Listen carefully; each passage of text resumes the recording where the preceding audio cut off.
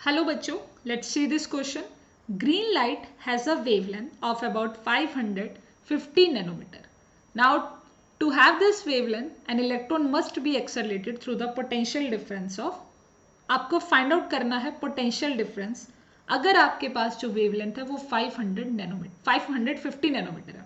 So solution आपको यहाँ पर क्या फाइंड आउट करना है? Potential difference. आपको वेवलेंथ गिवन है 550 nanometre. This is the wavelength. ये आपको वेवलेंथ यहाँ पर गिवन है. आपको पोटेंशियल डिफरेंस निकालना है फॉर दैट पर्टिकुलर इलेक्ट्रॉन. सो जो की कंसेप्ट होगा हमारे क्वेश्चन का, यानी कि जो हम यहाँ पर मेन कंसेप्ट यूज कर रहे हैं, that's the you know very well energy, kinetic energy of. अगर कोई इलेक्ट्रॉन मूव कर रहा है, एक्सेलरेट कर रहा है, तो उसका काइनेटिक एनर्जी बेसिकली क्या होता है? Half mv square, right.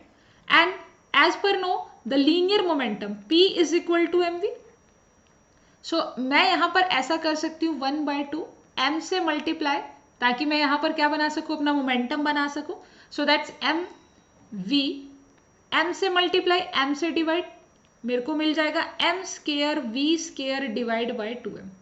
And you know energy is equal to now the p square by 2m, because m square v square, ये देखिए यहां पर आप इसे करते हैं अगर स्क्वायर, तो आपको मिलने वाला है m square v square. So basically this is the key concept of that particular question is the energy, kinetic energy is equal to p square by 2m. And because the potential difference, तो हम यहाँ पर energy का एक और formula use करेंगे, that's the Q V. Q जो आपका चार्ज होगा, वी जो आपका पोटेंशियल होगा. सो एक इक्वेशन आपके पास यहाँ पर फर्स्ट ये आ जाती है और एक इक्वेशन मेरी सेकेंड इक्वेशन ये हो गया. अगर मैं कंपेयर करती हूँ, दोनों को इक्वेट करती हूँ, so what you get? Q V is equal to P square by 2m.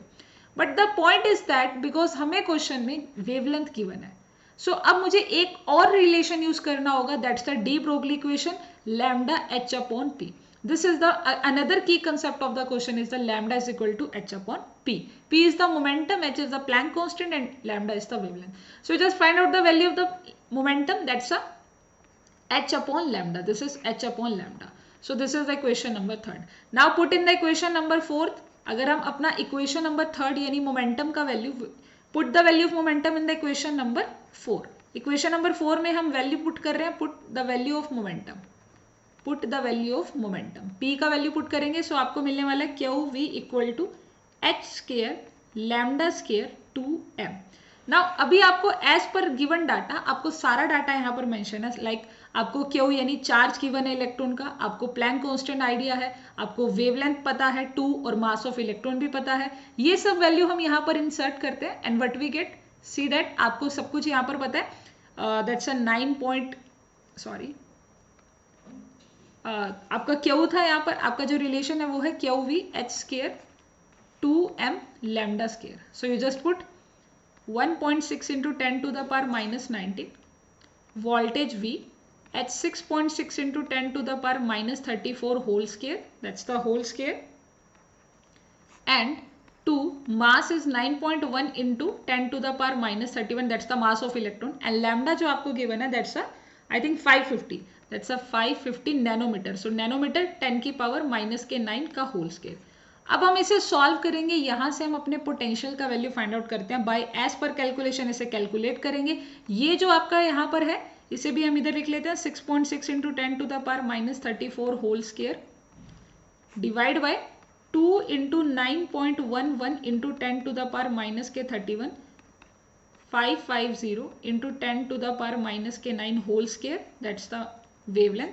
और ये जो चार्ज है इसको भी मल्टीप्लाई कर देते हैं 1.6 into 10 to the power minus के 19. अब इस कैलकुलेशन को जब आप सॉल्व करेंगे तो आपका जो पोटेंशियल आने वाला है that's a 4.9 into 10 to the power minus के 6 वोल्ट.